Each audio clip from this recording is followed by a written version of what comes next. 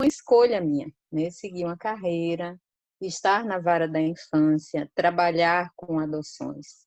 E aí eu converto, né, esse mesmo pensamento a cada um que está aqui conosco, né, que está nos ouvindo, que deve ser fãs de si mesmo, né, fãs no sentido de fazerem o melhor naquilo que se propõe, especialmente se essa proposta diz respeito à adoção de uma criança, diz respeito a receber como filho um ser humano, né? Que o humano é algo que deve nos tocar, nos sensibilizar. E quando este humano é o nosso filho, né? Isso toca diretamente a nossa alma, né? E, portanto, no momento em que tivermos condições de nos sentirmos fãs de nós mesmos, nós estaremos refletindo a consciência de que estamos fazendo o melhor. E acho que quando a gente faz o melhor, no sentido não apenas de um desejo, mas no sentido de estar preparado, de buscar informações, de ter a cabeça aberta, de ter o diálogo, de procurar o conhecimento, nós, de fato, estamos no caminho certo, né? E temos total possibilidade de estarmos tranquilos com a nossa consciência. E aí, na realidade, essa live, né, que trata da devolução de crianças e também as marcas, que na realidade são traumas, de certa forma é uma nova reflexão ou um retorno, né, uma nova visita a uma fala, né, que fizemos sobre a devolução de crianças e adolescentes recebidos por adoção, e que Paloma pediu que abordasse de novo, né, esse tema, porque muitas pessoas acho que não conseguiram entrar, não conseguiram ter acesso, e ela solicitou isso. E aí, dentro dessa proposta, né, na realidade, a gente vem novamente abordar essa questão, né, e quando tratamos do assunto, a nossa reflexão maior foi sobre as responsabilidades, né, do adotante com relação à devolução, por que que isto ocorre, e nós perpassamos, né, por um diálogo a respeito do preparo, né, o quanto o preparo para a adoção é essencial, o quanto é importante aquele que se propõe a adotar levar a sério, né? Não apenas o curso que é proposto, o que é ofertado pelas varas ou pelos grupos de apoio à adoção, mas ter a consciência da necessidade de de um estudo, de uma dedicação, de uma busca de conhecimentos continuado, né?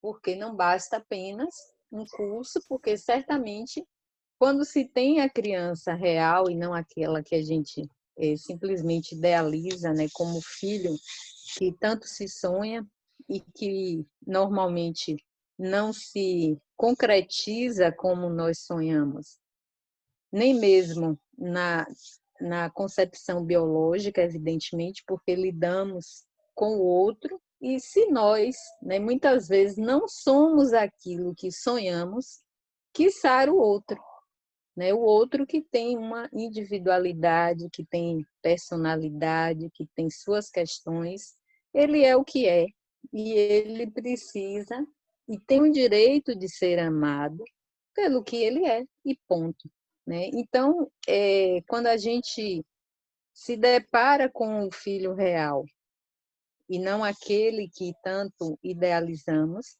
nós vamos ter desafios, né? Nós vamos ter questões que, se não estivermos, né, embasados, se não estivermos preparados, se não tivermos uma rede de apoio para enfrentar essas dificuldades, certamente se fará bem difícil, né, de suplantar, de vivenciar.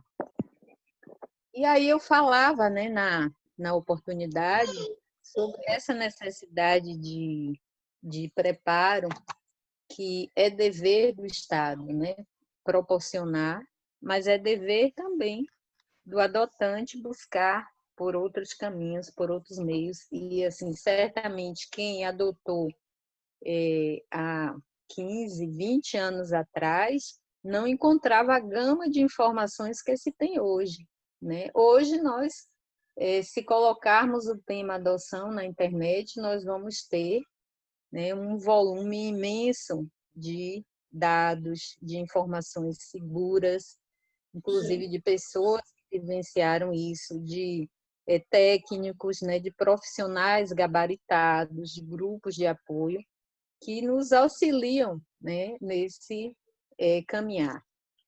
Então, na realidade, no que diz respeito a isso, o adotante não pode reclamar, né, ou ter como desculpa de que eu não tive como me preparar. Mas, evidentemente, isso não isenta o Estado da responsabilidade de proporcionar, né, uma estruturação de informação, de cursos, né, de meios para munir esse adotante de mecanismos que o auxiliem no enfrentamento das diversas questões que surgem na adoção, especialmente nas adoções necessárias. E aí, assim, a gente tem questões que devem ser encarados com um olhar diverso. Então, por exemplo, se uma pessoa pega uma criança, né, recém-nascida, e aí aos 2 anos de idade, que é o tempo que normalmente se apresenta sinais de autismo, e devolve porque não quer uma criança autista, isso não se justifica, né? Porque certamente, se fosse um filho biológico, seria muito improvável que a pessoa se desfizesse, né, desse filho. Mas, por outro lado, né, às vezes a pessoa concorda, opta, às vezes é empurrado pela própria vara a receber uma criança mais velha, ou faz isso porque ficou impaciente pela demora e resolve ampliar o perfil e pega uma criança mais velha e não está adequadamente preparada para isso. Então, a gente deve, de fato, questionar, né, sobre essa responsabilidade. Se o Estado também não deve assumir, né, a parcela de responsabilização por não dar meios e não observar, afinal, o habilitado ele passa pela avaliação técnica, né? E isso eu considero que é muito temerário você imputar, impor ou colocar o adotante numa situação de cheque, né, que ele termine adotando uma criança mais velha porque houve toda uma insistência. Isso, de fato, eu não faço. Então, assim, eu vou trazer assim, algumas informações práticas, né, para a gente ter uma perspectiva diferenciada da outra live que fizemos. Eu tive, por exemplo, uma situação em que eu tinha 4 crianças, na realidade uma já era adolescente, que estavam disponíveis para adoção e eu encaminhei para adoção internacional. E após todo o estudo da equipe, nós entendemos que o ideal seria fazer adoção 2-2, porque os meninos mais velhos, eles brigavam, eles só faltavam se matar, né? Quando juntos. Eles tiveram a vivência de rua, então eles tinham uma dificuldade de relacionamento extrema. E os 4 juntos seria um desafio assim para alguém que a gente não conseguia, né, conceber que fosse possível para um casal aquela adoção.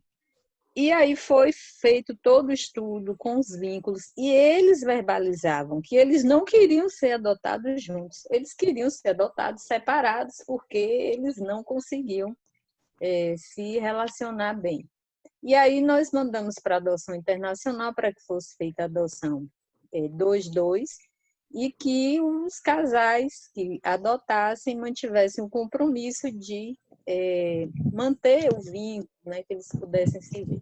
E aí surgiu um casal nos Estados Unidos que queria a adoção dos 4 juntos. E aí eu disse, aí eu reuni com a equipe, discutimos de novo, e aí eu disse, olha, não é possível.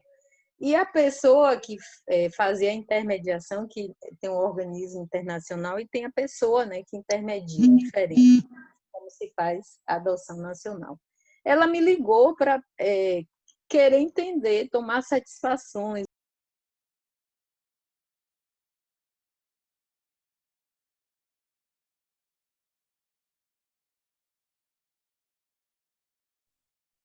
Doutora Sandra, seu áudio está fechado.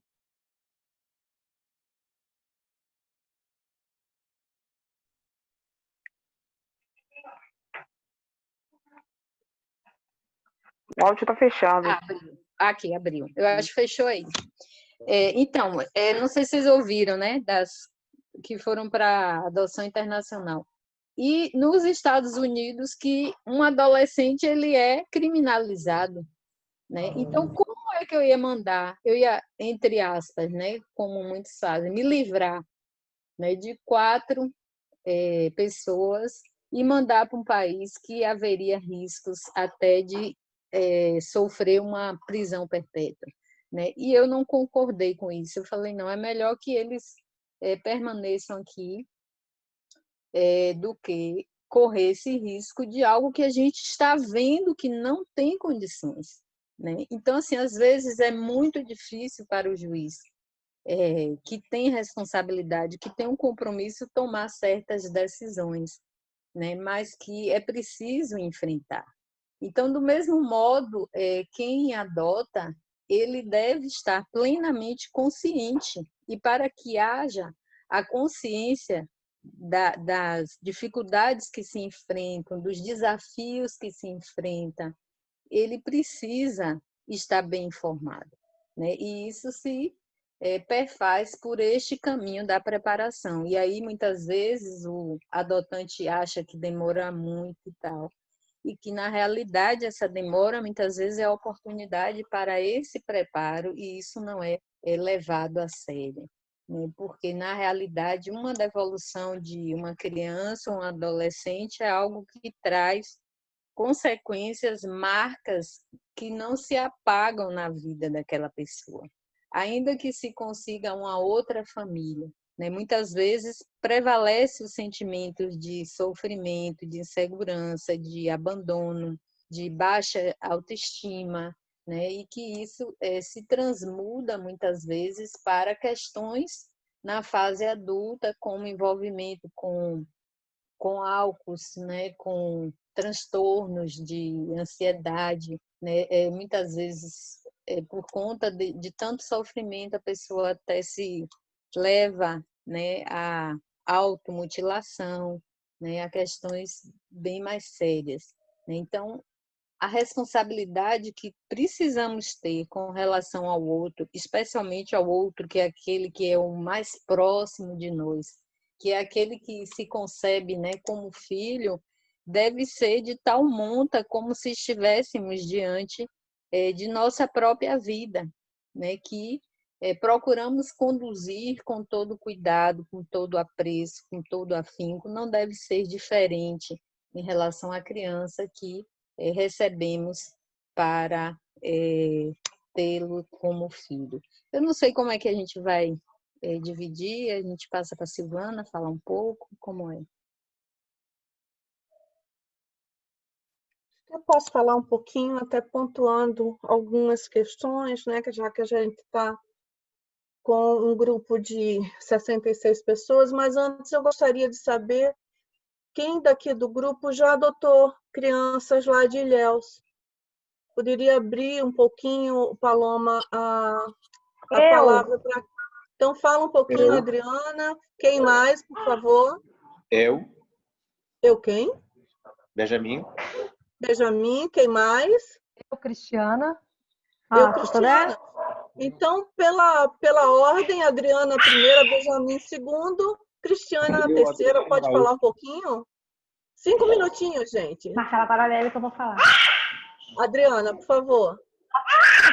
Vou tentar ser rápida, porque meu filho está muito levado. Cadê o filho? Cadê o filho? Tá lá, foi recolhido. Vou lá mostrar. Tá aqui, ó. Tá sendo recolhido.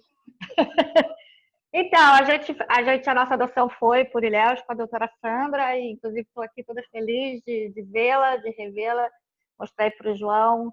E eu só tenho boas recordações, bons momentos dessa adoção. Você sabe disso, eu estava do meu lado quando eu fiquei sabendo que o João era meu filho.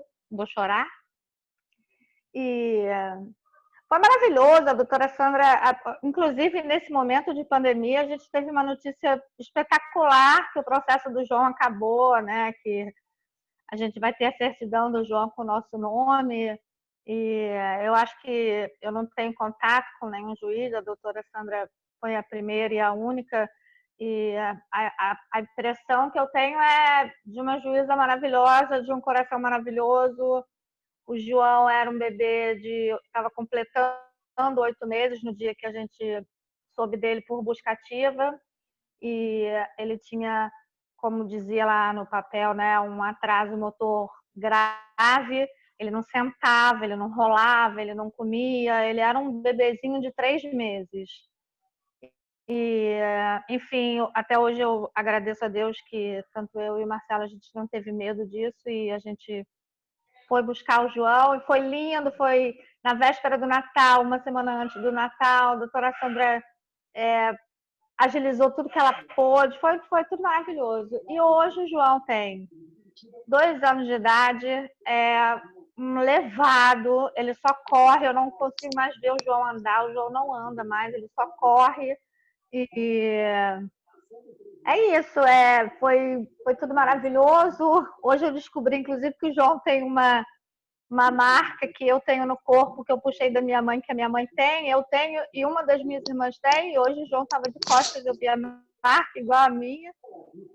E é isso, eu acho, gostaria muito, eu ainda estou na fila, eu quero uma menina, mas não guardei, não selecionei esse perfil, mas é o meu desejo. E eu desejo loucamente que a minha filha venha pelas mãos da doutora Sandra novamente, que ela venha de Ilhéus. Para mim, é uma juíza maravilhosa. Deus colocou ela realmente no lugar certo. Eu só tenho a agradecer, doutora Sandra. Pronto, parei, senão vou chorar muito. E a Silvana também foi maravilhosa, estava do meu lado no dia, me ajudou a procurar aeroporto, descobrir o aeroporto mais próximo. Eu sou apaixonada pela adoção e tenho uma tristeza de que eu não fui para adoção antes, porque eu acho um espetáculo. Pronto, agora eu vou ficar quietinha e vou ficar assistindo vocês. Tá bom, Boa obrigada, noite. Adriana. Benjamin. Obrigada a vocês. Boa noite. Boa noite, doutora Sandra. Um prazer revê-lo. Boa noite. Não sei para onde começar, porque estou muito emocionado em revê-la. O nosso filho chegou há 3 anos atrás, né? Foi um grande prematuro de 900 gramas. Ninguém estava querendo ele. E chegou a chamada de você. E ele estava com 2 meses, com alta da UTI e sem pretendentes, né? E você ligou para a gente. Não, na verdade você ligou para a juíza da Madureira, né? Daqui do Rio, a doutora Mônica. E ela ligou para a gente. E para saber onde estávamos na fila, se estávamos com uma criança. E, bom, foi o dia da gente, né? Foi uma sorte imensa. E o dia seguinte estávamos em Ilhéus, perdendo 2 vezes o voo, né? O voo de São Paulo, perdemos o voo, depois para Salvador, chegamos atrasado, meia-noite, eu estava com medo de perder o neném. Enfim, foi uma jornada intensa e ficamos 2 semanas em Ilhéus, junto com você, com o seu staff, né, com os psicólogos, com os assistentes sociais, para ele engordar, para poder pegar o avião de volta para o Rio.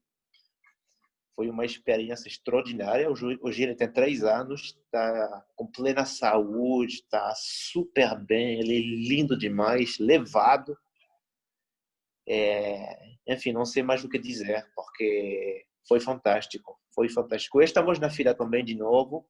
Tudo o que esperamos de voltar para Ilhéus, pegar um irmão ou uma irmã para ele, com você, porque foi fantástico. Andou tudo super bem, né? O processo até andou em 2 meses, porque, bom, o caso da gente foi muito especial, né? Porque ele já estava, enfim, com os poderes ele estava já para adotar, então foi muito fácil. E você agilizou muito rápido as coisas para a gente. Então, enfim, estava tudo maravilhoso. Só para agradecer. Obrigada, Benjamin. Cristiana? Bem, meu nome é Cristiana, é um prazer, doutora Sandra, revê-la. Acho que as questões da pandemia ajudam a gente a ter esse momento único. Sônia, um grande beijo, estou te vendo aí também, que nos ajudou no processo de adoção. Fiquei muitos anos na fila, na expectativa de adotar grupo de irmãos. E recebi um dia o telefonema da Sandra, que igualmente, através da doutora Mônica Labuto, aqui do estado do Rio de Janeiro, nos identificou no Cadastro Nacional de Adoção e nós fomos buscar os nossos 3 filhos em Ilhéus. Um mais velho, que na época tinha 8 anos de idade, o Pedro, o Gabriel com 2 anos e pouco e a Ana Vitória com 10 meses de idade. Já se passaram mais de 2 anos, hoje o Pedro vai fazer 11 anos, Gabriel já vai fazer 5 e a Ana Vitória ontem fez 3 anos de idade. E assim, para aqueles que estão aqui, que ainda estão em processo de adoção, é uma mudança absurda na nossa vida. Assim, um presente tão grande. As pessoas costumam dizer que as crianças são beneficiárias do processo de adoção. Não, nós, adotantes, é que temos que agradecer essa oportunidade de termos esses filhos tão maravilhosos. E como disse a doutora Sandra, talvez o problema das devoluções de crianças durante o processo de adoção se dá em razão dessa idealização, né? A gente sabe que cada criança tem a sua característica, a sua personalidade, o seu modo, né, de agir.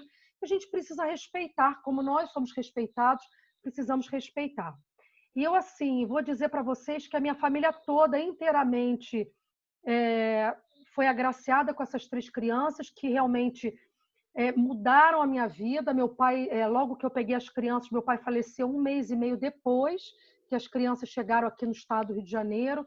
Portanto, a gente iniciou um novo ciclo de vida sem um pai. Eu não tinha filhos antes, mas quero dizer assim que foi uma grata surpresa a adoção do Pedro, que é o mais velho, já que tem muitas pessoas, né, que limitam muito o perfil, né, o perfil para crianças pequenas, mas o Pedro é um menino maravilhoso, que toca piano, extremamente intelectual. Às vezes eu mando foto para a doutora Sandra, né, eu atualizo ela com o crescimento das crianças, e é um prazer muito grande. Quem está aqui na espera de um filho, continuem. Eu acho que uma sensação que eu tive aqui, tanto da Adriana quanto do outro pai, é de que há vontade de adotar mais, né? A gente fica, mas eu já estou com 3, então assim, né? Como eu já peguei 3 irmãos, eu acho que eu vou ficar nos 3, mas eu tentei até falar com o Emerson, meu marido está até aqui no grupo, que eu adoraria adotar mais 1 ou 2 para fazermos 5,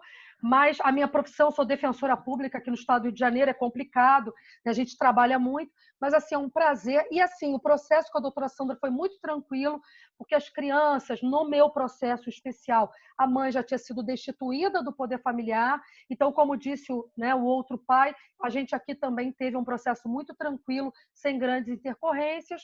E é isso aí, muito obrigada por essa possibilidade, a Sônia e a todos vocês da equipe da Vara de Ilhéus.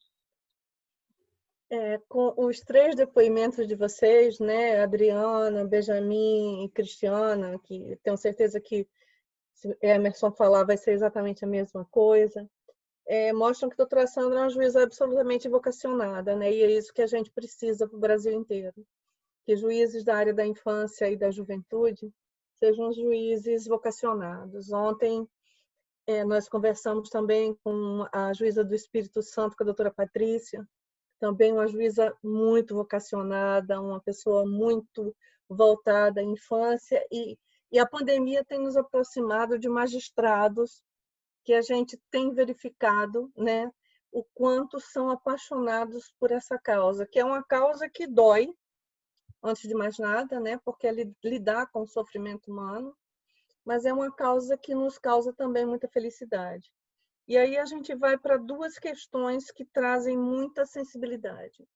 Primeiro, a busca ativa, né? Todas essas crianças que foram faladas aqui vieram da busca ativa, né? Tanto o filho da Adriana, quanto o filho do Benjamin, quanto os filhos da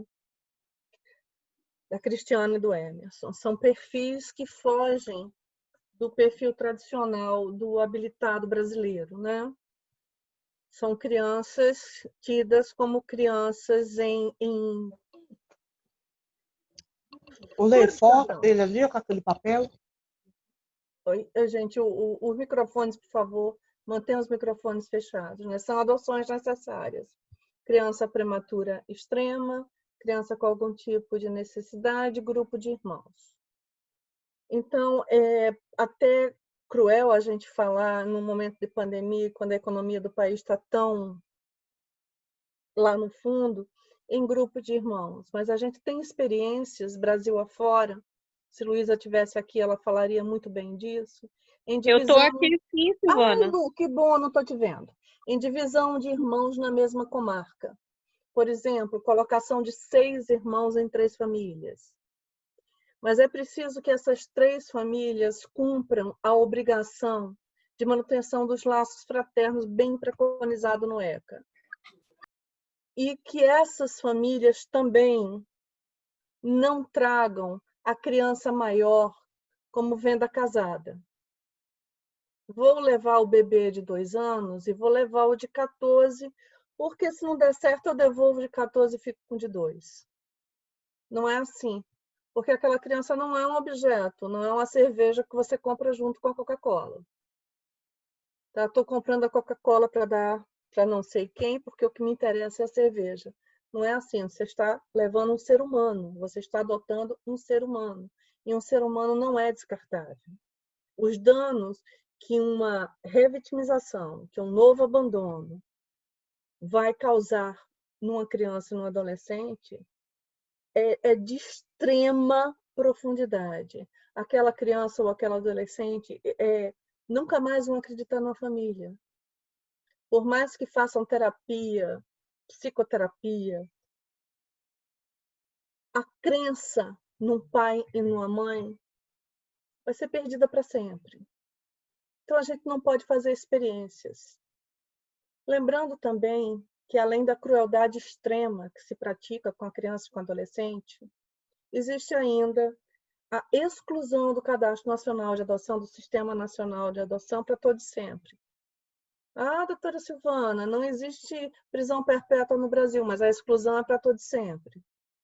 Ai, mas não vai acontecer nada comigo. Vai sim, o Ministério Público está entrando com ações de danos morais e danos materiais com relação àquela criança desadotada, abandonada.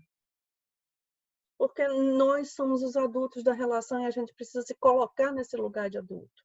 Ninguém está aqui para fazer experimentos com seres humanos. A adoção é uma questão muito séria.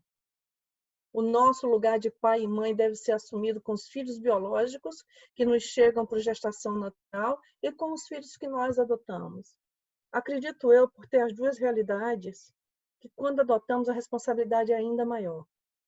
Porque a gestação ela ocorre. Correu, engravidei, tive, maravilha. Mas a adoção não, me preparei, fiz um curso, passei pelo Ministério Público, por psicólogo, assistente social, juiz, recebi uma sentença, um certificado de habilitação. Foi uma preparação maior do que os 9 meses de gestação. Foi mais do que uma relação sexual, relação de amor. Foi também uma relação de amor. Então, a nossa responsabilidade enquanto adultos, sejamos um casal homoparental, um casal heteroparental, uma pessoa sozinha, divorciado, solteiro, viúvo, não importa. A nossa responsabilidade é enorme. É muito grande porque os nossos filhos vêm da entrega direta, do abandono, da negligência. Ninguém vem com história bonita, gente. Parem de romantizar a história dos filhos. Todo mundo vem com bagagem. E essa bagagem precisa ser entendida e respeitada por nós. Não soube lidar quando descobri que minha filha tinha sido abusada sexualmente. O que é que você esperava? Esperava que ela tivesse morado a vida inteira num palácio? E tivesse vindo lotada de joias e de presentes? Que isso, gente? Nós não tivemos também histórias lindas, não. Todos nós temos um passado e uma vida que precisamos respeitar. Enganar a criança, negar o seu passado, negar a sua história, não vai fazer dela uma criança mais feliz. A gente tem que reconhecer as nossas histórias, lidar com elas e jamais sequer aventar a possibilidade de uma devolução. Se a criança ficar doente, desenvolver ela, esclerose lateral amiotrófica, aquela doença que vai esmorecendo os músculos até o coração, se fosse um filho natural seu, o que você ia fazer? Meu filho ficou esquizofrênico aos 12 anos. E se fosse um filho natural seu, você ia fazer o quê? Gente, filho é para sempre. Marido não é para sempre, mulher não é para sempre. Os casamentos acabam. Mas a parentalidade, ela é exercida até o final das nossas vidas. É isso, Paloma.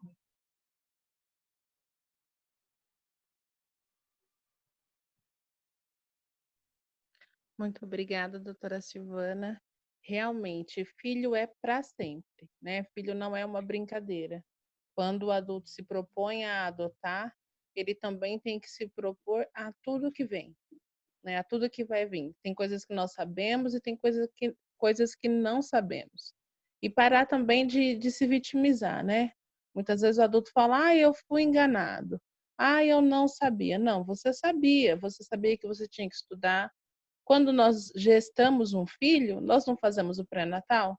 Porque quando você adota, você não procura um curso? Por exemplo, essa live hoje, nós temos 72 pessoas. Nós poderíamos ter até 300. Mas muita gente, até 500. Mas muita gente escolheu não estudar, não aprender, para depois reclamar do sistema, reclamar da equipe técnica, reclamar da psicóloga, reclamar porque tem que pagar o advogado. Eu não sabia do advogado. Quando você vai no médico, você é atendido por quem? Pelo médico ou pela secretária? A mesma coisa é um processo. Eu sei que não é muito, mas eu acho que eu tenho que falar isso. Gente, juiz, Ministério Público e advogado. É o triângulo, não é isso, doutora Silvana? É esse triângulo que você precisa entender. Você precisa de um advogado. Não vai esperar alguém fazer por você. Nós temos que nos posicionar como adultos, parar de ser crianças mimadas, entender que a adoção não é para satisfazer o meu ego, mas é para que a criança tenha uma família e nos posicionarmos verdadeiramente como pais. A criança falou, o arroz doce da minha mãe é melhor que o seu. E aí o adulto fica bravo? Não, o adulto vai falar, olha, a mamãe vai tentar fazer melhor. A mamãe vai aprender. Ou então a criança não está ali do jeito que o adulto imagina e faz o quê? Eu vou devolver. Não quero mais. Não é assim. Nós não somos perfeitos, os nossos filhos não são perfeitos, mas o nosso amor por eles precisa ser incondicional. Não é condicionado se meu filho é bom na escola, não é condicionado se meu filho é um bom filho, talvez na minha visão, se ele é um bom neto, mas o filho deve ser condicionado ao nosso amor, né? O amor incondicional, e ao desejo que aquela criança evolua e que nós, como adultos, também possamos evoluir. Quero pedir para que a Luísa fale um pouquinho, dar a palavra à doutora Luísa Simonetti. Oi, gente, boa noite. Vocês desculpem aí o meu atraso, um pouquinho de atraso, porque aqui são muitas crianças. Olha, alguém falou aí que queria ter 5 filhos. Eu quero te deixar morrendo de inveja, porque eu queria compartilhar com vocês que hoje eu sou mãe de 5. Não planejei, não fiz, assim, nunca sonhei em ter tantos filhos, mas eles aconteceram na minha vida de forma maravilhosa. E eu imagino que não deva haver nesse mundo uma mãe mais realizada do que eu. Mas o dia de hoje é um dia da gente conversar sobre algo que não é tão legal, né? A gente sempre fala muito de adoção, mas hoje a gente veio falar do que todo mundo chama de devolução. E a Silvana até fez uma introduçãozinha sobre o que eu ia comentar, e eu gostaria de pedir que vocês fizessem uma reflexão. Não só os adotantes, quanto os advogados que estão no grupo, os juízes, promotores, se tiverem. Gente, não tem como uma família adotar 6 crianças de idades diferentes, com histórico de acolhimento prolongado, cada uma com a sua demanda, e dar conta de tudo ao mesmo tempo, sendo que eles nunca foram pais. É extremamente mais saudável se fazer uma adoção compartilhada, responsável, com pessoas preparadas, se possível na mesma comarca, de forma que esses irmãos possam conviver de uma maneira mais suave. O que eu tenho notado, esse final de semana marcou para mim a minha vida, porque aqui no Amazonas eu nunca tinha vivenciado uma devolução. E eu acabei por ver acontecer 2 devoluções com fuga de adolescentes. Adolescentes que foram adotados no que eu chamo de combo, né?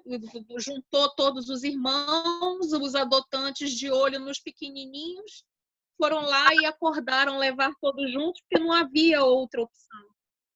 E aí, chegando lá, existe também a concorrência pela maternidade. Sempre o mais velho do grupo assume aquele papel parental durante tanto tempo que ele não consegue se achar naquela relação familiar, senão na condição de pai.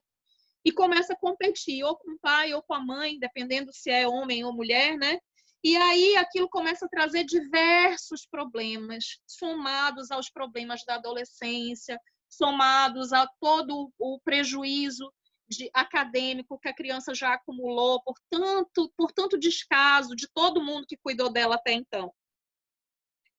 É muito pesado para os nossos jovens serem colocados nessa situação. E eu tomei uma decisão que agora todo adolescente que concordar com a busca ativa, que concordar em veicular a sua imagem no sentido de buscar uma família, e ele estiver sendo colocado para a busca ativa em conjunto com os seus irmãos, ele tem que entender que ele tem a opção de não ser adotado e se relacionar com essa família que vai adotar os irmãos de uma forma amistosa, de um jeito que ele possa continuar convivendo com esses irmãos, tendo contato com os irmãos, mesmo que não seja adotado.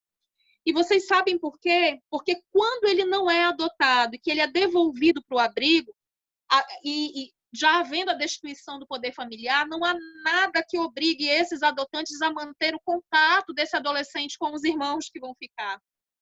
Então, ele é iludido de que tudo vai dar certo, de que tudo vai ser fácil, que ele vai ser adotado em conjunto com os irmãos, e depois ele se vê abandonado sem os irmãos e sem poder ter contato nenhum com eles. Isso é muito cruel. Eu tenho chorado muito, muito mesmo, porque quando eu assumo a defesa de um processo, eu nunca assumo na condição de advogada dos adotantes. Eu sou sempre a advogada das crianças. Eu sempre me coloco nessa postura. E num dos casos, a jovem fez 18 anos logo após a adoção. E ela, hoje, por sorte, ela fugiu, né? Chegou retornou para Manaus, e aqui em Manaus eu tive a oportunidade de esclarecer para ela que ela pode sim surgir contra a adoção, caso esses adotantes não concordem em manter o contato dela com os irmãos, porque não deu certo a adoção, mas é um laço fraterno que vai deixar uma mácula irreparável no emocional dessas crianças se for rompido. Para ela é muito importante manter o contato com os irmãos, ainda que eles sejam adotados por outra pessoa. Então, são direitos do adolescente que precisam estar muito claro, né? Para eles, quando eles são colocados nessa situação, a lei determina que a gente tem que esgotar todas as possibilidades de colocar todos juntos, mas a que preço isso está sendo feito? A gente tem um outro grupo de irmãos que os meninos foram devolvidos porque o mais velho parece que não se adequava. Na verdade, a gente viu que era falta de preparo dos pais, mas como ele também já tinha recusado uma adoção ou uma afetiva, na verdade, o menino acabou demonizado. Entende? Então, ele fica naquela responsabilidade. Olha, você vai para essa família, mas se der qualquer coisa errada, você já sabe que a gente não vai mais tentar fazer nada por você. A situação do adolescente acolhido dentro do contexto da adoção do grupo de irmãos é muito, muito, muito difícil, é muito dura. Eu tenho um grupo de 6 irmãos que eu já consegui conversar com eles e conversar com a família que já se propôs a adotar 2 das 6 crianças, das 6 crianças, porque essas são crianças do grupo. E já conversei de uma forma a já deixar acordado com essa família uma manutenção de vínculo, uma possibilidade de visita, de passar as férias. Essa família está assumindo o apadrinhamento dos adolescentes que vão ficar no abrigo. Muito mais importante do que a gente conseguir uma adoção a qualquer custo para um adolescente é garantir a ele a dignidade de não querer ser adotado e de poder se manter próximo dos seus irmãos. Eles não fizeram nada para serem afastados uns dos outros. Curiosamente, eu tenho esses grupos, né, de irmãos que fazem o que podem para se manter juntos. Eu tenho, inclusive, um outro grupo de irmãos no qual a adolescente mais velha está se sentindo punida de ter que ser adotada junto com os irmãos, porque se ela não for adotada junto com os irmãos, ela vai se sentir criminalizada por abandonar esses irmãos no contexto da adoção, e ela não quer pagar essa pena emocional.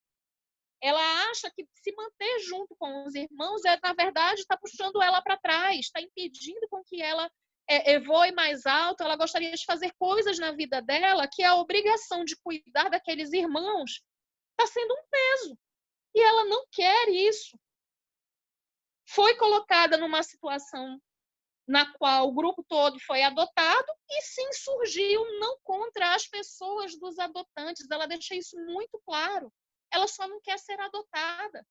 Ela só não quer ficar amarrada à responsabilidade de ter que cuidar dos 3 mais novos. Eu tenho um terceiro caso, gente, que aconteceu hoje ainda.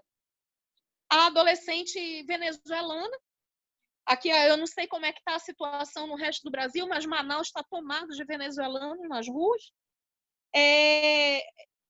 Começou um processo natural de acolhimento desses adolescentes refugiados nas casas das pessoas. Eles pediam comida, daqui a pouco já pediam para assistir televisão, pediam para tomar um banho, foram ficando. Alguns casos de pedido de guarda para fins de adoção foram surgindo nesse contexto. E hoje, uma adolescente, depois de 2 anos, convivendo com a família, já com guarda deferida, a família já toda capacitada em termos de habilitação para adotar a menina. A mãe, inclusive, gente, já tinha feito, tadinha da bichinha, tinha feito um consórcio, já estava pagando um consórcio para a adolescente, porque ela está com 14 para 15 anos, porque ela ia fazer 18, ela queria aos 18 poder dar um carro para a menina. Vocês acreditam que o que fez romper o vínculo dela com a família foi a questão do EAD, do homeschooling? Da gente estar vivendo nesse momento de pandemia, essa necessidade de se educar pedagogicamente os filhos dentro de casa. Elas não deram conta de administrar isso. A menina fez contato com a família na Venezuela e o pai disse que ela podia voltar para casa, que ele ia cuidar dela, que ia dar um jeito de tê-la de volta, que não tinha problema. E ela disse, olha, ou vocês me ajudam a voltar em segurança ou eu vou sozinha. Eu cheguei aqui sozinha e eu vou embora sozinha. O que fazer numa situação como essa? Está todo mundo despedaçado. A mãe despedaçada, o pai, os irmãos que eram todos adultos. Está todo mundo arrasado. Qual o conselho que a gente dá numa hora dessa? Então, eu não vou deixar essa responsabilidade nas mãos de vocês, porque realmente eu acho que nem eu tenho a resposta. Eu acho que conscientemente, racionalmente, eu diria que eu ia pegar um ônibus, porque de Manaus para Venezuela a gente chega de ônibus, eu ia pegar um ônibus e acompanhar a menina, eu ia entregar a menina lá na porta da casa do pai dela. Eu diria, eu faria isso, eu acho que eu faria isso, né? Mas eu ia deixar sempre minha porta aberta para ela. Mas qual o preço disso? As pessoas não estão preparadas para lidar com o poder de escolha do adolescente. O adolescente, a partir dos 12 anos, ele tem direito de se manifestar, ele tem direito de ser ouvido. Tanto a criança quanto o adolescente tem o direito de ser respeitado, mas de ser ouvido. A partir dos 12 anos, qualquer um pode. E as pessoas, quando dizem, não, eu adoto um adolescente, eu adoto uma criança, um adolescente de 12 anos, vamos, não, eu quero esse grupo de irmãos, tem uma menina de 12 anos, a menina é linda, eu quero ela também. A pessoa tem que estar preparada, ela tem que saber que ela vai ter que lidar com o poder de escolha desse adolescente. Vai ter que estar preparado para ouvir, respeitar esse adolescente. Quem está sendo adotado não é o pai e a mãe. Não são os dois pais, não são as duas mães. Quem está sendo adotado é a criança ou o adolescente. É do ponto de vista dele que o processo tem que correr. Seja na destituição do poder familiar, seja na adoção, seja no regresso dessa pessoa para a família de origem. É do ponto de vista dela. A criança cada vez mais tem que ser ouvida, ela tem que ser o protagonista do processo. A justiça não está aqui para dar um filho para quem não pôde gerar. A gente não está brincando de Deus. A gente está reparando uma falha, uma fratura social que se deu na vida daquela pessoa, daquela criança ou daquele sujeito de direito. E a gente tem que ter responsabilidade. Porque quando a gente não tem, a gente paga caro por isso. Dinheiro é o que menos importa, porque se você tem, você paga. Se você não tem, você não tem. Ninguém é preso por dívida nesse país, gente. Mas tem um cara lá em cima, não sei se todo mundo aqui acredita em Deus, eu acredito, né? Que ele está anotando tudo. Ele está vendo tudo que está acontecendo. E a gente não pode dormir em paz sabendo que a gente acabou com a vida de uma criança ou de um adolescente. Que a gente arrancou dela os últimos sonhos que ela tinha de reescrever a história dela. Ninguém tem esse direito. Vamos agir com responsabilidade. Se você quer adotar, você se prepare. Você guarde dinheiro para contratar um advogado. Alguém falou ali no bate-papo que não precisa de advogado para adotar. Todo mundo precisa de advogado para adotar. Se não puder pagar, vai contar com um defensor público. Mas tem que ter um advogado para poder propor a ação de adoção. Não existe ação de adoção proposta pela secretária da vara, pela diretora, pela assessora. Não existe, gente. Só quem pode propor a ação é um advogado. Não existe essa história de, gente, se eu tivesse ajuda, eu ia até Ilhéus para poder adotar. É uma criança que a doutora Sandra tem lá. Quem quer ter filho tem que se programar financeiramente, tem que fazer uma poupança. Isso faz parte do contexto do que eu estou falando de responsabilidade. O filho é seu. Quem tem que arcar com isso é você. Não espere que os grupos de apoio à adoção vão fazer uma vaquinha para juntar dinheiro para comprar passagem, que vão te dar enxoval. É óbvio que todo mundo, quem gosta de você, quem mora perto, vai querer te agradar a criança de alguma forma, mas isso não é obrigação. Eu ganho R$3.500 e eu vi um grupo de 6 crianças no interior de Minas. E eu quero me candidatar. Gente, R$3.500 não dá para adotar 6 crianças. Mesmo que você coloque em escola pública para estudar e conte com toda o sistema público de saúde e tudo mais, as crianças vêm cheias de demandas. Cheias de demandas. Não é só comida, não é só casa. Você vai precisar levar no médico, no pediatra, remédio, psicólogo, às vezes psicopedagoga, às vezes o remédio é um remédio controlado, um remédio caro. Se organizem. Os grupos de apoio, o judiciário, o Ministério Público, a OAB, está todo mundo aqui de braços abertos para ajudar vocês, orientar, apoiar no que for necessário dentro da legalidade, mas a gente vai apoiar para que vocês possam ser a família das crianças e não o contrário. Vocês me perdoem se eu estiver sendo dura demais com o que eu estou falando, mas é porque eu estou, assim, carregando um peso muito grande dentro do peito. Foram duas adolescentes fugindo do contexto, fugindo, literalmente se colocando em risco para não ser adotadas. Outra que não fugiu porque os pais tiveram discernimento, os adotantes tiveram discernimento de concordar com o retorno dela, de forma amigável, de forma tranquila, de forma pacífica. Mas tudo é sofrimento para todo mundo. Não achem que vai ser prático, não, pegar uma adolescente de 14 junto com o irmãozinho de 3, levar para casa, na tranquilidade de pensar que você vai poder devolver a adolescente e ficar com o pequenininho. Você vai carregar esse peso no seu coração para a sua vida inteira. Não tem como um adulto se colocar no papel de vítima diante de uma criança ou de um adolescente. É óbvio que eles vão ser sempre vulneráveis, eles vão ser sempre priorizados durante o processo. Não façam isso. Só se metam a fazer aquilo que vocês realmente dão conta. Não brinquem com a vida dessas pessoas, dessas crianças e adolescentes. Porque com a gente fica decepcionado, porque foi um trabalho que foi feito, que a gente sonhou junto, a gente construiu passo a passo, mas no final das contas não terminou do jeito como a gente queria. Mas isso não é nada perto do que acontece no emocional de uma criança e de adolescente. Bom, era isso que eu tinha para falar com vocês. Silvana quer trocar uma ideia aí sobre o que eu coloquei. Doutora Sandra.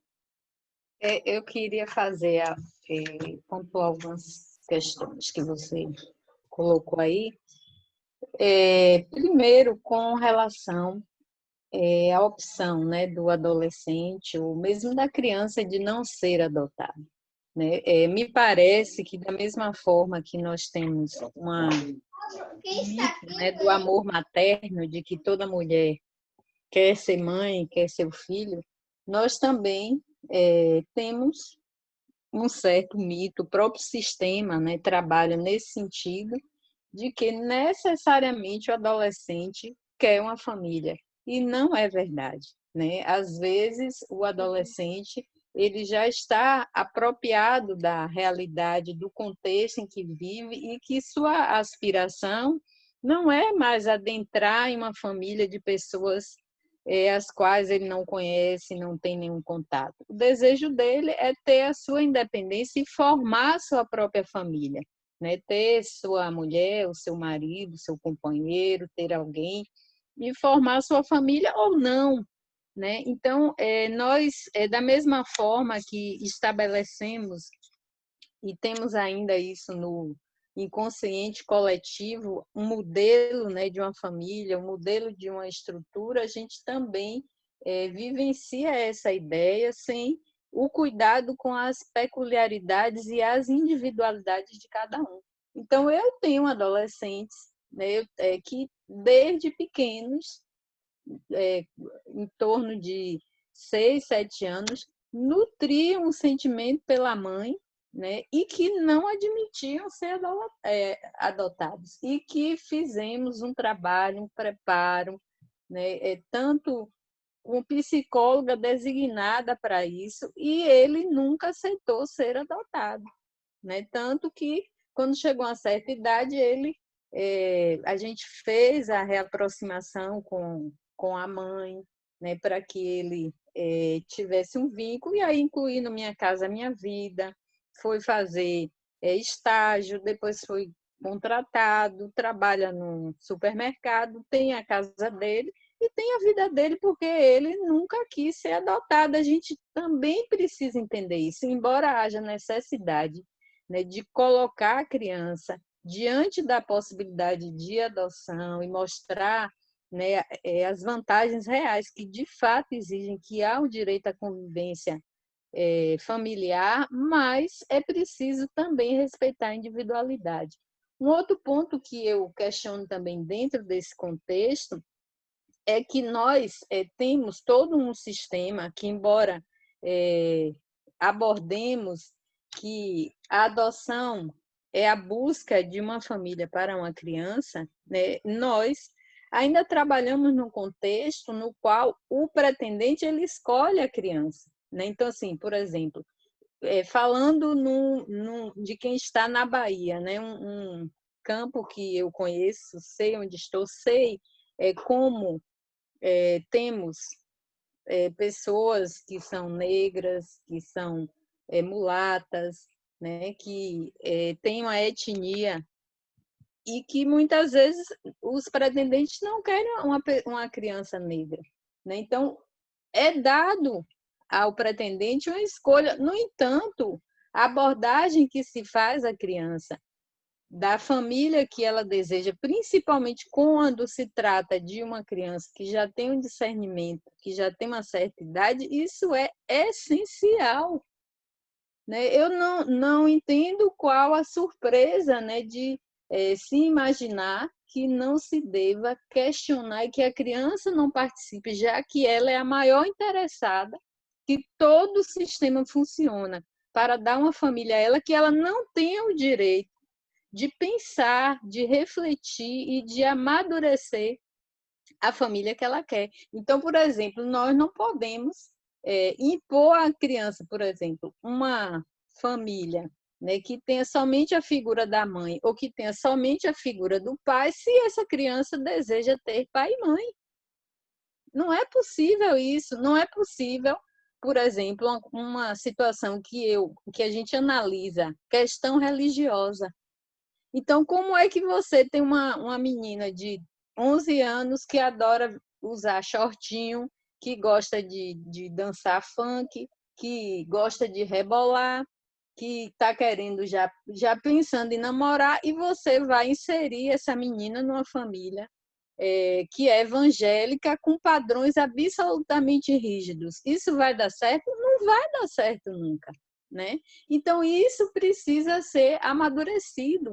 O sistema também precisa funcionar dentro da perspectiva e das necessidades da criança e do adolescente, e não simplesmente impor uma família porque ela precisa de uma família, seja essa família qual for. Não que seja ruim alguém com padrões rígidos e religiosos, não é isso, mas às vezes são questões que se chocam. E Paloma até conhece, né, uma situação de uma família que veio para adotar uma adolescente, e coitadinha, ela estava se submetendo àquilo, mas nós olhamos e vimos que não ia dar certo, né? Porque era exatamente essa situação. E eu não permiti que levasse a menina, porque seria uma rejeição. É muito melhor que se rompa, né, o processo enquanto está no início do que deixar de ir adiante. Então, quando a gente fala em devolução, né, que é algo que eu aconselho aos pretendentes. Primeira coisa, conhecer o processo.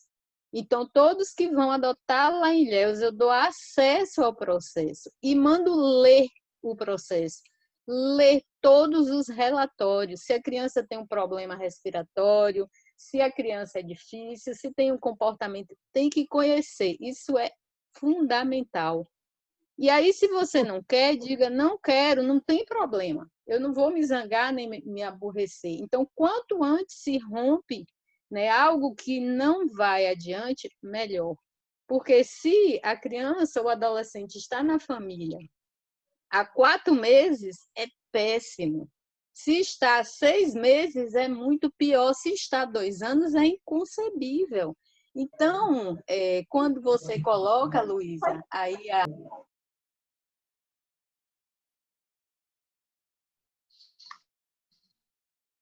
Doutora Sandra, pronto. O seu então, microfone. Pronto. Pronto. Desculpa. Então, Luísa, quando você diz assim, que você ficou diante de uma família que a menina não quer ficar e que você não sabe o que dizer, e eu lhe pergunto, o que é que eu ou qualquer um Gente, vai meu dizer? áudio está péssimo. Não sei se eu... Oi, tá ouvindo? Alô, oi. Nesse minuto estou ouvindo.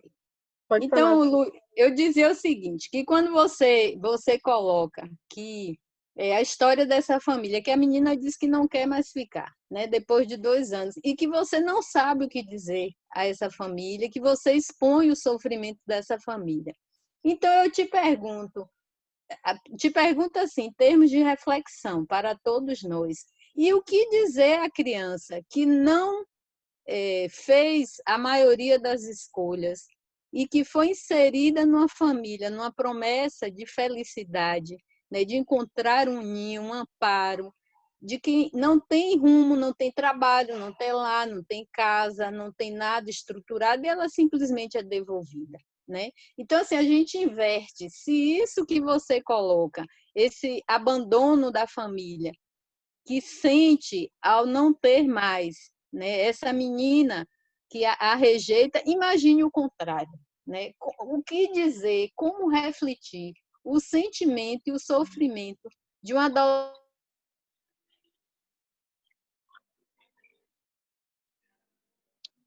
daquela família, daqueles vínculos, daqueles amigos que construíram, né, naquele novo ambiente.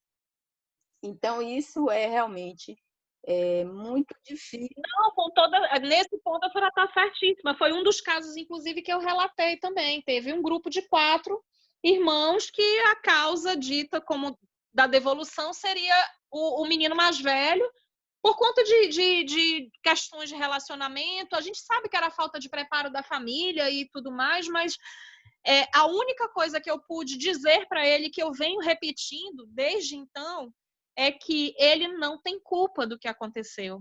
A culpa não foi sua. Muitas vezes as pessoas se metem a fazer coisas que não dão conta. E foi o que aconteceu com você.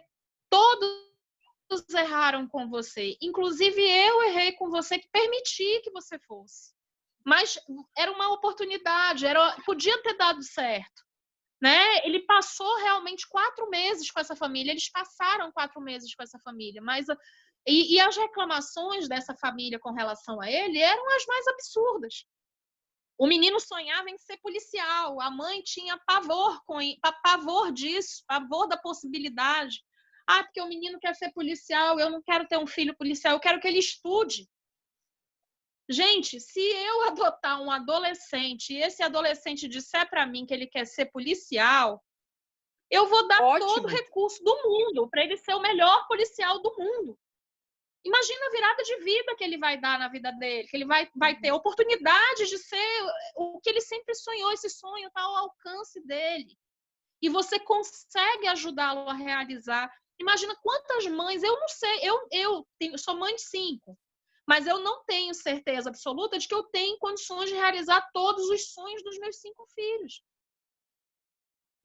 Eu ter um filho que sonha em ser policial é muito fácil, entendeu? Por quê? Porque o meu papel é de apoio, é de cuidado, é de suporte. Não é de escolher por ele, não é de decidir por ele. É falta de preparo, com toda certeza. Isso. Luísa, você também falou uma coisa bem importante aí com relação ao direito, né, de se manter os vínculos entre os irmãos.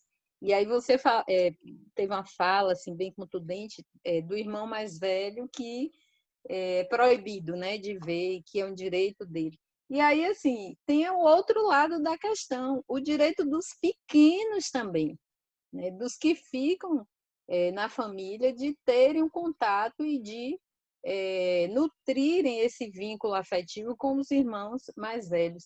E aí, assim, mas as famílias que surgem, doutora, porque eles entendem que o contato com esse irmão mais velho é um mau exemplo ainda que o irmão tenha uma vida regular, que ele estude, que ele se forme, que tenha um emprego, ele vai ser sempre um exemplo de autossuficiência, de independência. E a carência das famílias que vão adotar um grupo desses que não funciona é tão grande, que elas não conseguem nem raciocinar do risco que elas estão correndo, porque é muito pior você dizer que você não vai ver. E aí, assim, eu acho que nós devemos nos colocar, né, dentro desse contexto. Se por um acaso fosse o nosso irmão, que fôssemos proibidos de ver, se fosse alguém que muitas vezes é a única referência que sobrou, porque o pai foi arrancado, a mãe foi arrancada, sobrou o quê? O irmão mais velho, né? Então, você romper, impor esse rompimento, significa você criar um sofrimento desnecessário para o seu filho também. E isso traz consequências no futuro, óbvio. Pessoas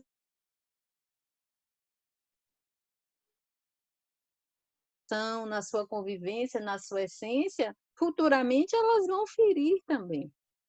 Isso aí é absolutamente comprovado dentro da psicologia. Né? Assim, dentro de todas essas questões, né, que são colocadas com relação às dificuldades do adotante em encarar esse filho real, a dificuldade do adotante em respeitar a história dessa pessoa que chega com uma história, na realidade, é um confronto que passamos a ter a partir do momento que o próprio trabalho dos grupos de apoio à adoção vem trabalhando no sentido de mostrar que uma adoção tardia é possível. Então, nós estamos vivendo uma realidade nova. Essas crianças que hoje são adotadas dentro do Brasil, eu digo por experiência, eu já fiz muita adoção internacional. Então, as crianças de 8, de 9, de 10, de 11, adolescentes de 12, nós não conseguíamos mantê-las aqui no Brasil. Elas iam para a adoção internacional. Só que esses casais que faziam a adoção e que fazem a adoção internacional, eles têm, no mínimo, 2 anos de preparo para que sejam habilitados. É uma exigência absurda para que eles possam ser aceitas como pretendentes. E aí nós precisamos encarar essa nova realidade. Se hoje o que é absolutamente correto, que essas crianças sejam mantidas aqui, porque é muito mais difícil conseguirem se adaptar num contexto internacional, enfrentar barreiras de cultura, de língua, de história, de distância, de afastamento, né, do seu contexto, da sua vida. Então, ficarem aqui é maravilhoso, só que nós precisamos também nos adequar a essa nova realidade de que estamos fazendo as adoções dessas crianças que iam para o exterior, que agora ficam aqui, mas temos o outro lado da ponta, que é a necessidade de haver um preparo e haver um enfrentamento de todas essas questões. Então, nós, na realidade, caminhamos só numa via, que foi de trabalhar essa possibilidade, né, de receber essas crianças mais velhas. Mas nós precisamos trabalhar o preparo. Né? Então, assim, a gente tem as situações de adoção internacional, que os casais chegam aqui, eles têm uma abertura, né, um desejo, uma condição de entender a história de vida daquelas crianças, que é absolutamente diferente da deles, né, europeus, e que tem essa abertura e que dá certo. Então, por que com a gente não dá certo? Por que temos devolução? Onde é que está o ponto crítico nisso tudo? Né? Então, é de fato o preparo. E quando eu falo em preparo, a gente também tem que entender o preparo como o preparo da criança também, da criança e do adolescente. Então, as varas precisam se reestruturar para esse preparo, os grupos de apoio e os adotantes também precisam se conscientizar, né, dessa necessidade. Doutora Sandra, as pessoas acham que participar de 4 reuniões em grupos de apoio à adoção, desculpa a expressão, é um saco e uma perda de tempo. As pessoas sentam nas salas das reuniões dos grupos de apoio à adoção e a primeira coisa que elas fazem é pegar um celular e começar a responder WhatsApp. As pessoas acham que qualquer tipo de obrigação que tenham para exercer a parentalidade é frescura. Porque você engravida uma noite. Então, para que tanto aprendizado para exercer a paternidade e a maternidade? As pessoas acham que a gente é um bando de idiotas, perdendo tempo, ensinando uma coisa que se aprende pela vida. Lamentavelmente, a senhora mais do que ninguém sabe que as varas da infância e da juventude não têm técnicos em número suficiente para atender a população. Lamentavelmente, a senhora sabe que o provimento 36 não é cumprido pelo Brasil. Ou senão, as nossas varas já seriam varas da criança e do adolescente. A cada 100 mil habitantes, nós teríamos uma vara com competência exclusiva em criança e adolescente, com um juiz vocacionado, como a senhora. Para cada 100 mil pessoas, um psicólogo, um assistente social e um pedagogo. As pessoas não valorizam a criança e o adolescente porque o judiciário não valoriza, porque o executivo não valoriza, porque o legislativo nem sabe o que é criança e adolescente. Porque criança e adolescente não vota, não tem rosto, não tem voz, não tem absolutamente nada. E por mais que a Constituição Federal diga que ele é um sujeito de direito com prioridade absoluta, é uma letra morta da Constituição Federal. Lamentavelmente, eu tenho que reconhecer isso. Porque todo dia a gente luta por isso e todo dia a gente vê. Pelo menos aqui no Rio de Janeiro, posso dizer para a senhora que vai ser a penúltima vara a ser digitalizada. E que nesse momento nós estamos totalmente paralisados porque sequer os nossos processos são eletrônicos. Então, se as pessoas que estão aqui desejando a consecução da parentalidade não começarem a estudar sobre essas questões que nós já falamos aqui, todas nós, a senhora, a Luísa e eu, que as nossas crianças vêm com passado, vêm com história, que as nossas crianças também têm perfil, né? Porque eu já recebi de uma criança o seguinte, lembro dela como se fosse hoje: tia, você é velha e gorda, eu quero uma mãe loura e jovem. Legal, né? Eu não era adotante não, tá, gente? Eu só caminhava com os grupos de apoio. O moleque queria uma mãe loura, gente. Vocês não têm o perfil de vocês? O moleque também tinha o dele. Ele queria uma mãe loura, foi adotada por uma mãe lá do Paraná. Linda, loura do olho azul. Ele fez o perfil dele, ele não queria nenhuma de nós que entrava lá no abrigo. Achava todo mundo feio. Ele está super bem. A gente tem que pensar que a criança também tem o direito ao perfil. Tem criança que não quer família de classe média, tem criança que quer família com piscina, tem criança que quer apenas que a mãe seja loura, que o pai não seja gordo. Já teve gente que disse que não queria o pai que era do Vasco, queria do Flamengo. a gente tem que pensar que a criança também é um ser desejante, né? Que do mesmo jeito que a gente deseja, a criança também deseja, né? E tem uma última questão que eu vou falar, só porque a questão, como eu sou presidente de uma comissão da OAB, assim como a Luísa, o advogado é essencial à consecução da justiça, gente. Não há processo sem advogado. E se a habilitação não precisa de advogado, realmente, porque é um procedimento praticamente administrativo. Então, você pode fazer o seu procedimento de habilitação sozinho. Agora, o processo de adoção, ou é um advogado ou é um defensor público. Eu não sei se Cristiana ainda está aqui, mas o defensor público é um advogado, só que ele é concursado e pago pelo Estado para trabalhar por pessoas hipossuficientes, que são aquelas pessoas que não têm condições de arcar com os honorários, honorários e custos advocatícios, sem que com isso não atrapalhem a sua subsistência. Cristiana, você pode abrir seu microfone, só porque você, como defensora pública, pode explicar o que é um defensor melhor do que eu. Mas advogado e defensor são pessoas idênticas, tá? Então, gente, assistente social não é advogado, não tem OAB, psicólogo não é advogado, não tem OAB, nem oficial de justiça é advogado e não tem OAB. Inclusive, existem ordens com denúncias de profissionais exercendo a profissão de advogado sem ser advogado por conta disso. Cris, pode falar, por favor?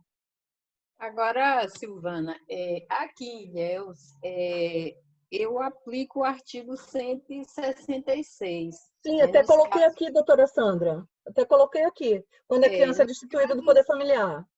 Quando já está destituído, ou quando a criança é entregue, né, voluntariamente, Sim. eu faço a adoção sem advogado, com requerimento direto na vara, né, que é à disposição do artigo 166 do Estatuto. Ou quando é criança exposta, né, o órfão de pai e mãe, ou seja, quando ela já está totalmente liberada, que inclusive foi o caso, acho que da Cristina, foi os 3 casos que falaram aí, foram adoções feitas com o requerimento da própria parte, como um procedimento administrativo, porque a lei faculta essa possibilidade.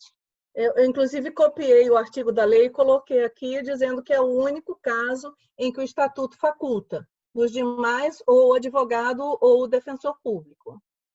Cris, por favor.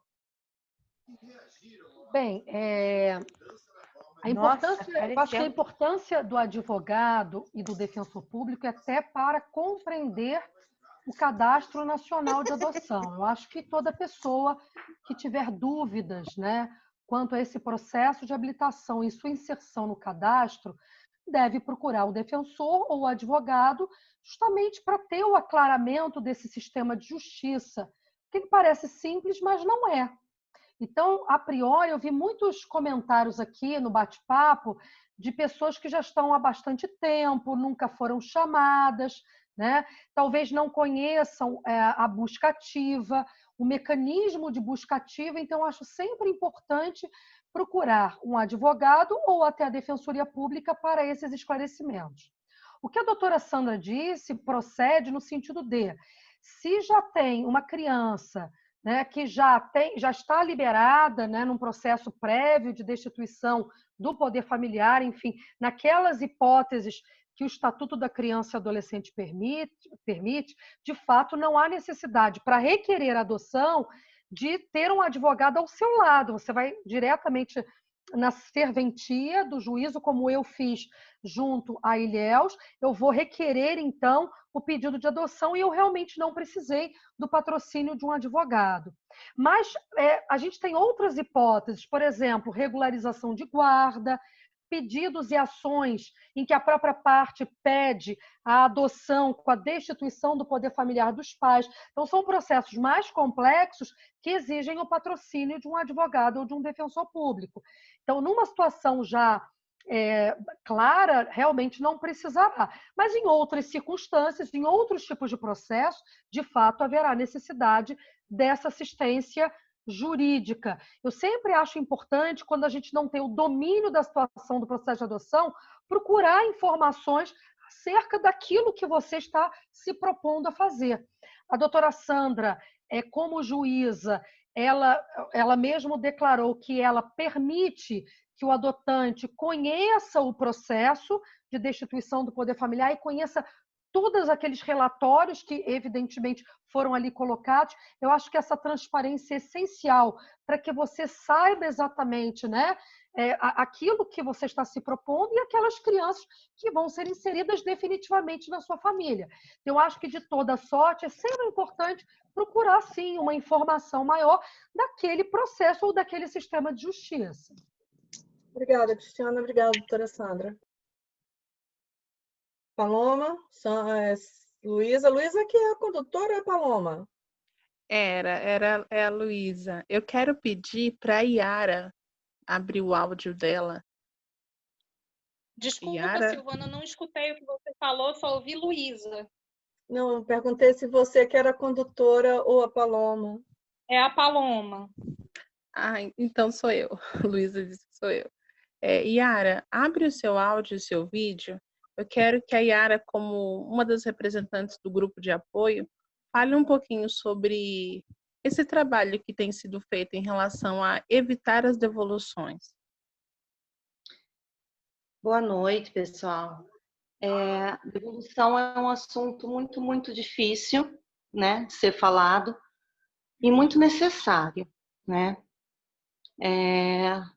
Quando nós falamos de devolução, nós falamos de crianças que voltaram para o abrigo por um motivo X da criança, né? Nunca os pais conseguem perceber que a criança, ela iria chegar assim mesmo, né? Com muitas demandas, precisando de amor, não compreendendo muitas coisas. Por mais que nós falamos no pré-adoção, né? Olha, precisa estar preparado, né? Um adolescente, ele precisa de muito diálogo, né? Você, pai, mãe, precisa ter um acompanhamento psicológico, precisa contar com a equipe técnica que vai acompanhar, precisa estar inserido em um grupo presencial, né? Online, não resolve tudo. Precisa ter alguém do seu lado segurando na tua mão, te ajudando, né?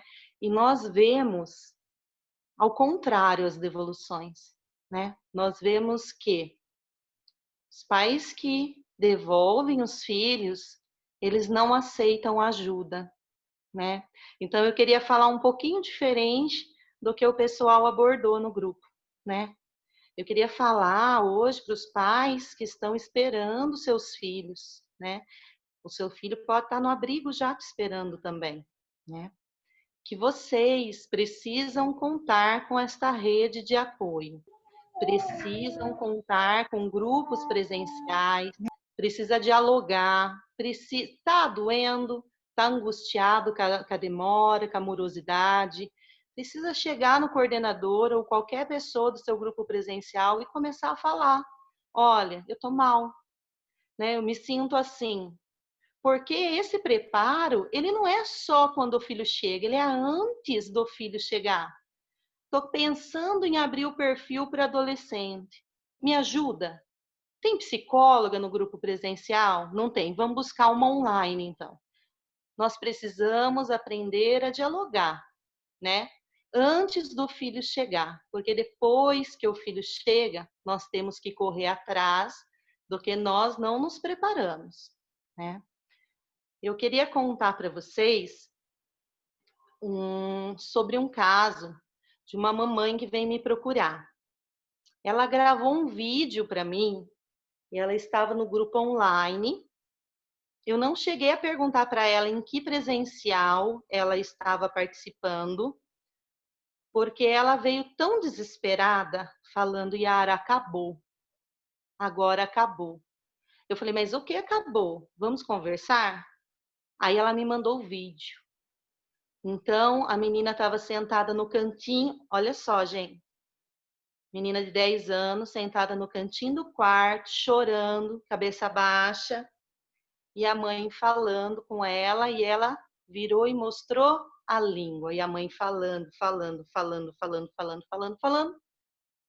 Eu esperei essa mãe acalmar um pouquinho, conversamos, coloquei uma psicóloga online para falar com ela, era urgente, ela disse que já ia devolver no dia seguinte esta menina, esta filha, e nós dialogamos muito, e eu propus a ela fazer um pouquinho diferente. Quando a filha mostrar a língua, ela sentar. Filha, mamãe está aqui, estou do teu lado. Por que você está fazendo isso? Eu gosto de você, eu te amo, estou aqui. E essa mãe começou a fazer diferente. E acabou que dali 3 dias, o pai também estava fazendo diferente. E ela começou a me mandar outros tipos de vídeo. Ela não conseguia mais enxergar como fazer essa família dar certo.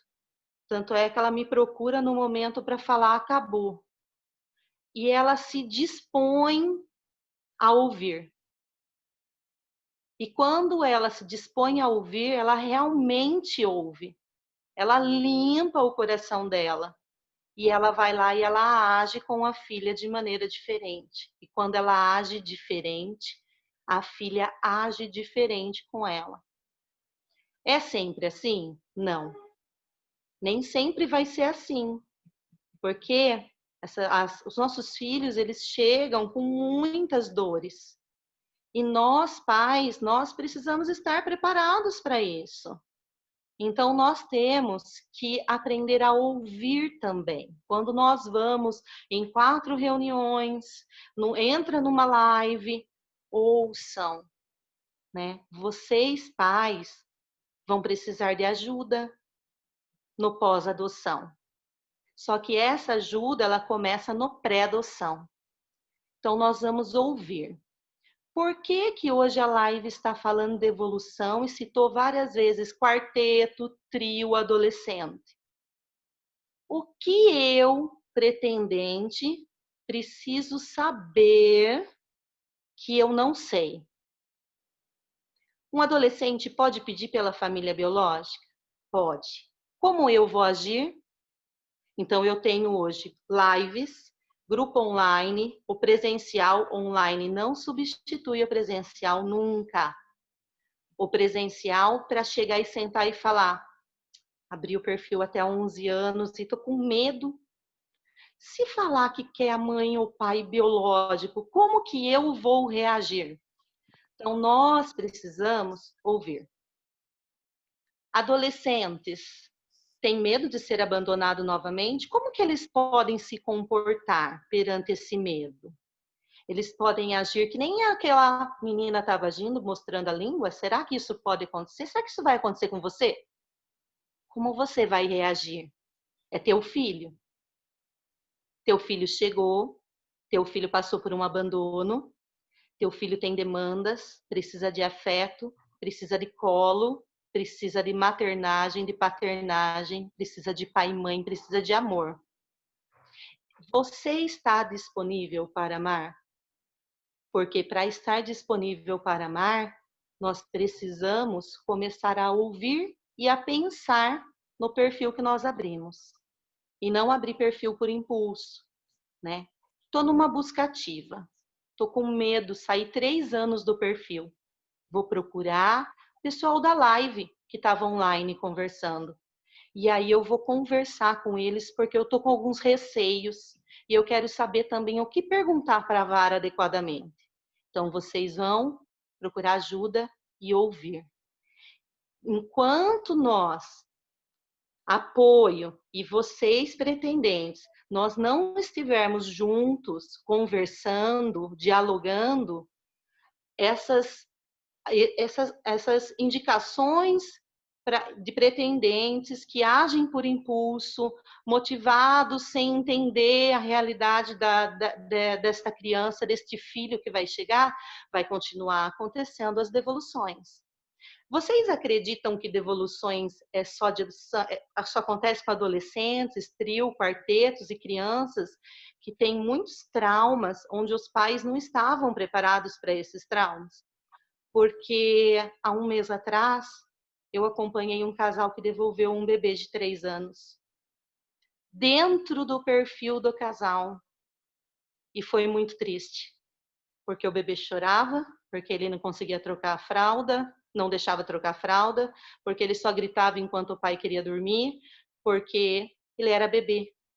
Você está preparado? Você que está nessa live e está escutando nós falando de devolução, o grupo falando de devolução, e abriu o perfil para bebê até 3 anos, você está preparado? Você escutou tudo e perguntou tudo para o seu grupo de apoio? O que você precisa saber de um bebê de 3 anos? Principalmente que era negligenciado na família, foi para abrigo não tinha quem cuidava direito, ou tinha, porque tem ótimos abrigos, a gente sabe disso. Aí a criança se adaptou no abrigo e agora já está com você. O que você precisa saber? Para que a hora que o teu filho chegar, você fale assim, nossa, sabia que esse bebê ia chorar bastante. E conversei com o meu grupo, ou online, e eu acredito que eu sei o mínimo de como eu vou agir agora. E vocês que estão escutando a live, peçam ajuda para vocês. Os pais têm que ter um acompanhamento psicológico, não é só o advogado que é necessário numa adoção. O acompanhamento psicológico é muito importante para a criança, também para os pais, né? A minha filha, ela chegou e no primeiro mês ela chorou o mês inteiro de saudade da mãe biológica dela. E eu dormi o mês inteiro na cama dela, de nervoso, com a minha coluna travada, sem conseguir virar do lado. Fiquei com ela até ela terminar de chorar todas as noites e dormi. Isso pode acontecer com você? O que nós precisamos saber hoje? Então, eu precisei de acompanhamento psicológico, de grupo de pós-adoção, de grupo presencial. Eu precisei buscar informação que eu não sabia. Eu precisei me reestruturar, me aliviar, entender, conversar, desabafar, falar, olha, eu não consigo mais, não consigo levantar da cama, eu estou travada. O que eu faço agora?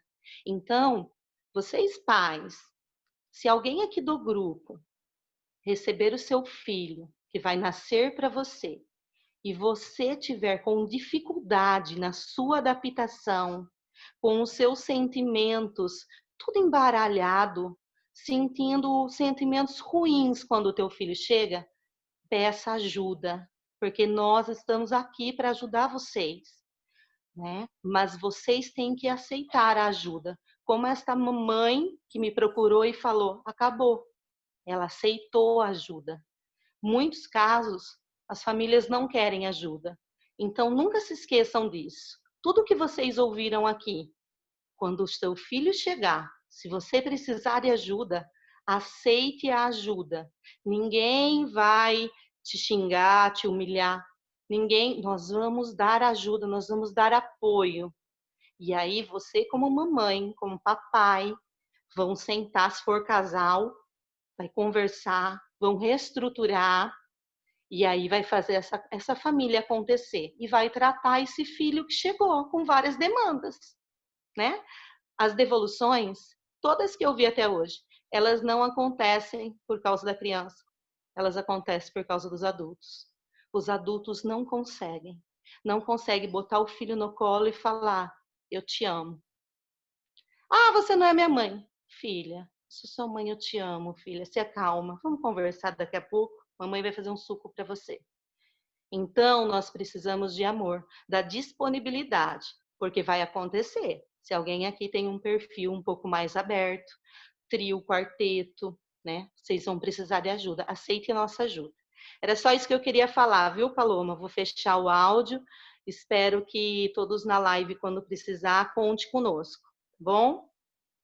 Muito obrigada, Yara, pelo seu depoimento. Realmente, o dia que a minha filha gritou, eu adotei ela com 13 anos, a segunda. Você não é a minha mãe? Eu falei para ela, eu sou a sua mãe e eu te amo e você não vai embora. Filho não é sapato para a gente devolver. Vou lá, provei, não deu certo, vou devolver. Não é isso. E aí hoje ela até fala, mãe, muito obrigada por você ter garantido para mim que eu não ia ser devolvida. Porque ela foi adotada com 13, ela tinha medo da devolução. Ela achava que para ela já não tinha mais jeito. Então, isso foi marcante e foi algo que mudou a vida dela, né? O reforçar do amor. Você tem que estar Paloma, preparada. Oi, Luísa.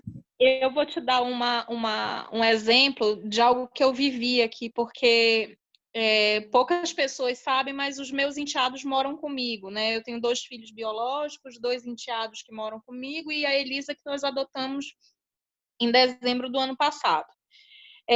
Eu nunca ouvi isso da Elisa, nunca ouvi isso dos meus filhos biológicos, mas eu ouvi do Bernardo. O Bernardo ele carregava uma dor muito grande por conta do afastamento dele da mãe, que por consequência, por questões da vida mesmo, ele precisou vir morar com a gente no tempo que a mãe precisava se organizar e ele acabou ficando. E ele muitas vezes para me confrontar, ele virava para mim e falava que ele estava eu quero a minha mãe, você não é minha mãe.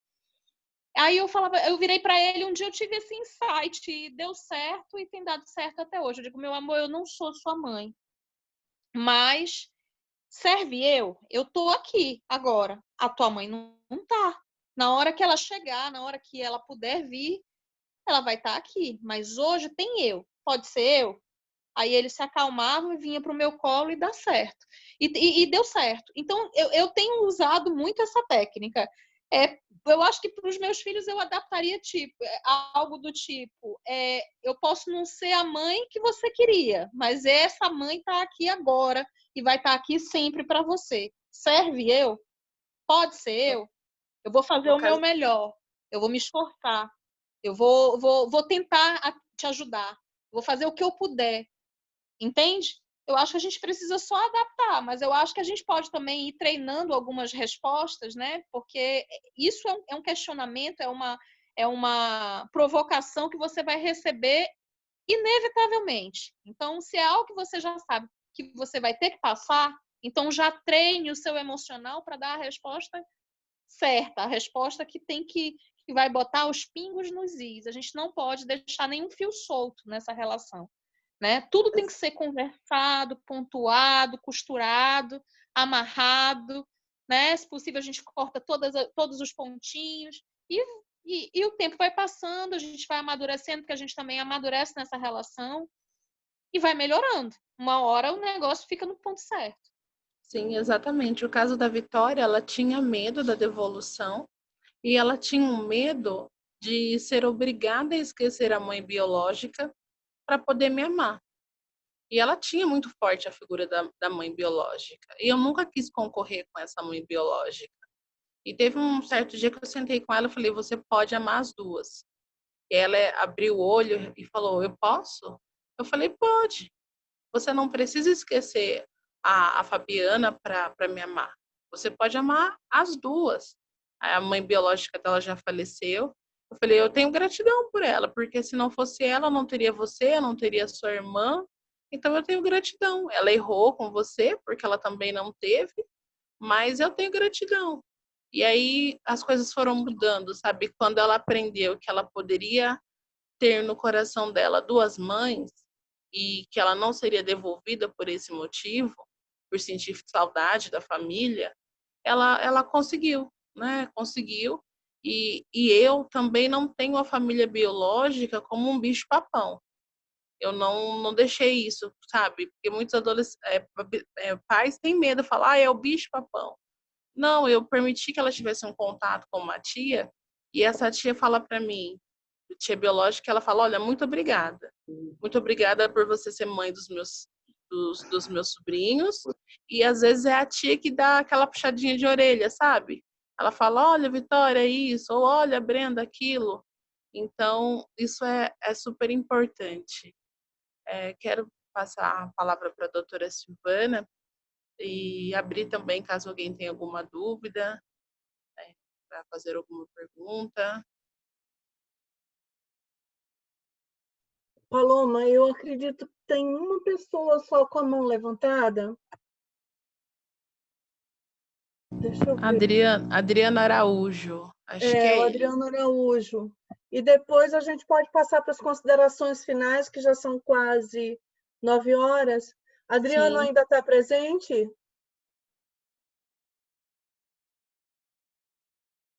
Adriano Araújo.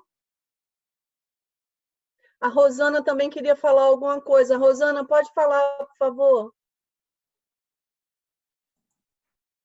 Oi, pessoal. Desculpa entrar e sair, mas eu estava em aula dando prova agora. Mas eu não podia deixar de dizer, completando tudo que brilhantemente Yara e Paloma disseram, é que sempre que a gente se depara com uma devolução, dificilmente a gente encontra relatos de comportamentos completamente aberrantes. A gente escuta absurdos, por vezes, que justificam a devolução do ponto de vista do imaginário daquele que devolve, né? É uma busca de atribuir responsabilidades, né? Se isentando dessa responsabilidade. Eu já vi um caso de uma criança de 7 anos que foi devolvida porque se recusava terminantemente a comer salmão. Ah, me poupa, né, pessoal? É um negócio. Então, você fala assim, Rosana, isso não é brincadeira. Não é brincadeira. A criança foi devolvida aos 7 anos porque não comia salmão. Agora, felizmente, está adotada por finalmente, uma família que é família, tá? E está tudo correndo bem. Muitas reclamações a gente escuta nos grupos de pós-adoção falando o seguinte: é muito porca, não sabe tomar banho, não sabe se limpar quando vai no banheiro, muita reclamação na escola, não arruma as suas coisas, não gosta de estudar, rasga o caderno para não estudar. Pessoal, tudo isso crianças paridas fazem também, tá bom? Não é o fato de ser adotivo que torna esses comportamentos completamente fora do padrão. E esse é o padrão de qualquer criança, de qualquer adolescente, tá? Esse é o padrão que, se vocês olharem para trás, vão ver que vocês, em algum momento da vida, também fizeram tudo isso. Há, sim, comportamentos que são clássicos em adoção tardia, mas é para isso que existem os grupos de apoio à adoção. É para isso que a gente está lá, para apontar para vocês quais são aqueles comportamentos que fogem do tradicional de qualquer criança ou adolescente, mas que são enfrentáveis na sua grande maioria. Aquele distanciamento afetivo, por que ele acontece? O grupo de apoio vai te orientar por que isso vai acontecer. Por que aquela criança tem problema na escola, tem reclamação durante o semestre inteiro? O grupo de apoio vai te explicar por que isso acontece. Participe, tá? Mas nunca se esqueçam, na teoria, tá, a prática é bem outra. A gente aprende muito a teoria, a gente está lá em todas as lives, em todas as reuniões, ouvindo todos os depoimentos. Mas na hora em que está na sua casa aquela criança, a coisa muda. Como eu já falei em outra live, muitos de vocês estavam lá, uma psicóloga que participava de grupo de apoio à adoção muitos anos, ela ajudava nos pós-adoção, inclusive, ela própria devolveu uma criança de 12 anos. O comportamento dessa psicóloga era completamente fora do normal. A gente falava, não é possível, essa pessoa, eu conheço essa pessoa, ela não é assim. Como ela está se comportando dessa forma? Nossa, ela ficou mais infantil do que a criança. Foi assim, um comportamento aberrante da psicóloga. Por isso que eu falo para vocês, quando a gente aprende toda a teoria, na hora em que a prática tem que ser aplicada na prática, né, toda a teoria vai para a prática, às vezes a gente não está preparado para o que vai acontecer. Por isso que nós precisamos dos grupos de apoio presenciais e, na ausência, nos virtuais também. Tá bom, pessoal? Então, é assim, comportamentos, 90% dos comportamentos que sejam reclamação dos adotantes são comportamentos que qualquer criança e adolescente teria, tá? E aqueles que não são, que são clássicos da adoção tardia, são enfrentados, são discutidos, são levados à discussão dentro dos grupos de apoio. Se você participou, você sabe o que esperar, tá? E outra coisa, filho que fala, Eu quero voltar para o abrigo, eu quero ir embora dessa casa, você não é minha mãe, eu quero voltar para o abrigo. Pessoal, se você fosse separado, né, o seu filho ia falar para você, eu quero ir morar com meu pai. E você ia falar, bom, então eu vou devolver você para o seu pai? Não é assim. Então, parem de olhar e verem todo o comportamento da criança adotiva como um comportamento que foge à normalidade. De regra, a normal é a interpretação que é dada a esses comportamentos. Tá bom? Era isso que eu tinha para falar, gente. Obrigada. Aí, sobre isso, eu posso falar o seguinte, que eu tenho 2 filhas, a primeira queria fugir com meu talão de cheque, porque ela é de uma outra geração. A mais nova queria fugir já com meu cartão de crédito. Então, é isso que muda, né? Não muda mais nada, gente, só muda a forma de querer ir embora. Né? Na época eu usava cheque, a mais velha queria pegar o cheque e se mandar. Depois, a mais nova, que só via a mãe com cartão de crédito, já queria pegar o cartão de crédito. Independentemente do fato de não ter sido gerada e a outra ter sido adotada. Gente, elas sempre querem ir embora. Não adianta, né? Então, e vão fazer malcriação sempre também. Eu não gosto de acompanhar as devoluções, o pessoal que trabalha comigo sabe disso. Eu não vou para a audiência de devolução porque eu tenho vontade de pular no pescoço das pessoas e matar. Né? O meu sangue alagoano forte assim, dá um ataque, o sotaque baixa. Né? E o pessoal disse que baixou o santo nordestino e eu até que falo um pouquinho carioca, de repente já estou ali, oxente, bichinho, fico danada, não acompanho. Mas de vez em quando sou forçada a acompanhar. E já acompanhei, inclusive, processos das 2 crianças, uma de 13 e uma de 1, terem sido devolvidas porque faziam xixi na hora do almoço ou cocô na hora do jantar. Né? E era uma coisa horrível fazer isso, né? Porque são crianças mal educadas. Né? Como uma criança vai fazer cocô na hora do jantar? Porque é muito comum, né? Criança é igual pato, come, faz cocô. Como é que a pessoa não sabe disso? Pelo amor de Deus, não, é uma coisa escatológica. Nós não podemos lidar com isso. Devolver os 2 crianças. As crianças foram adotadas com a irmã de 12 anos pela Itália, doutora Sandra. O que não foi colocado aqui, né? Porque ninguém queria adotar a menina de 12 anos. Foram os 3 para a Itália, estão muito bem, obrigada. Isso tem 5 ou 6 anos. E outras devoluções porque não rolou empatia, sabe? Eu digo, como não rolou empatia? Que é isso? Você está 3 meses com o menino, não rolou? Não rolou. Aí, bicicleta maravilhosa, tudo maravilhoso, uma mala linda da Kipling, chiquérrima, sabe? E eu lá com aquela criança, com tudo de melhor, no corredor do fórum. E o menino sem entender absolutamente nada o que estava acontecendo. Esse foi para a França. Mora num castelo, tá maravilhoso também, lindo, melhor do que se estivesse aqui. Então, gente, por que as pessoas de lá têm uma percepção diferente das pessoas daqui? Não dá para entender, né? Até porque franceses e italianos são totalmente diferentes, né? Então, acho que a gente precisa pensar mais. Eu acho que o brasileiro, hoje mais do que nunca, está exercendo pouco a empatia. Né? A gente tem tido provas de que a gente é um ser não empático e preconceituoso, racista. Né? Eu acho que a gente está precisando se reinventar enquanto ser humano. A gente está precisando olhar para dentro da gente e ver que o sangue que corre nas veias de um branco, dos olhos verdes como eu, mas que tem uma avó índia, uma bisavó, prima legítima de Corisco. Só é dar uma olhadinha, gente, lá na história de Lampião, vocês vão saber quem é Corisco. Uma outra bisavó que era da mesma tribo lá do povo que comeu o bispo Sardinha, e que de branco mesmo eu não tenho nada, porque é uma mistura de caeté com português e com mais um monte de coisa, e que a única coisa que eu consigo buscar na minha ascendência é tupiniquim, mais nada além disso. E que a gente não tem por que ser preconceituoso, porque o Brasil, o brasileiro, é uma raça fruto de uma miscigenação maravilhosa. Não é à toa que o nosso passaporte é o passaporte mais caro em termos de mercado negro, porque a gente pode ser qualquer coisa. A gente pode ser branco, a gente pode ser preto, a gente pode ser oriental, a gente pode ser indígena, a gente pode ser qualquer coisa. E é isso que nos faz uma raça alegre, mas ao mesmo tempo uma raça complexa em termos de não interiorizar a dor do outro.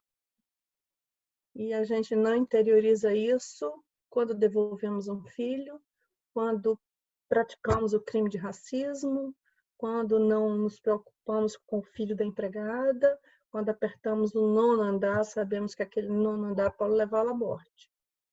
Então, isso é para a gente pensar um pouquinho mais, exercer um pouquinho mais a humanidade, quem sabe, né?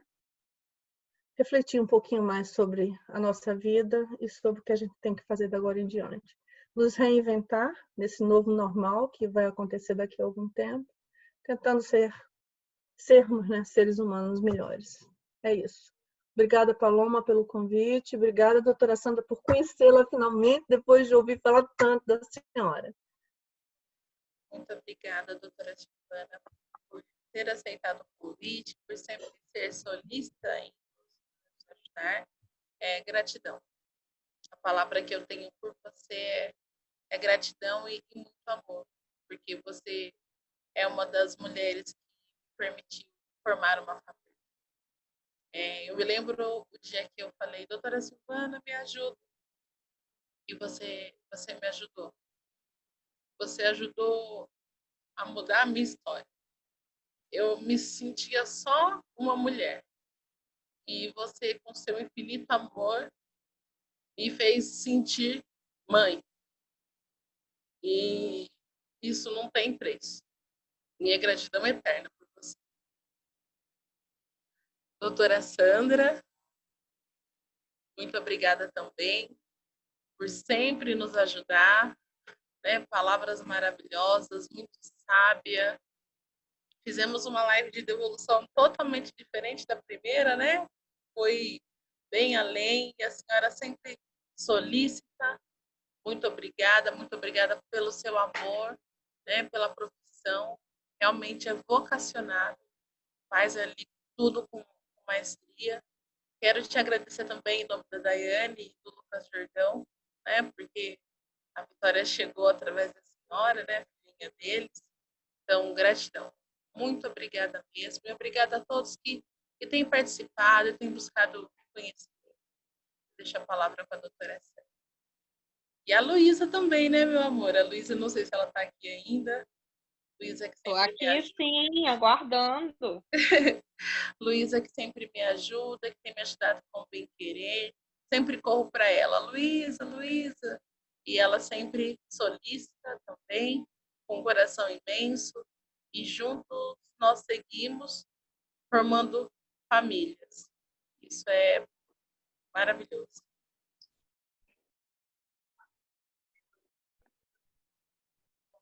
Tem a palavra, doutora Sandra.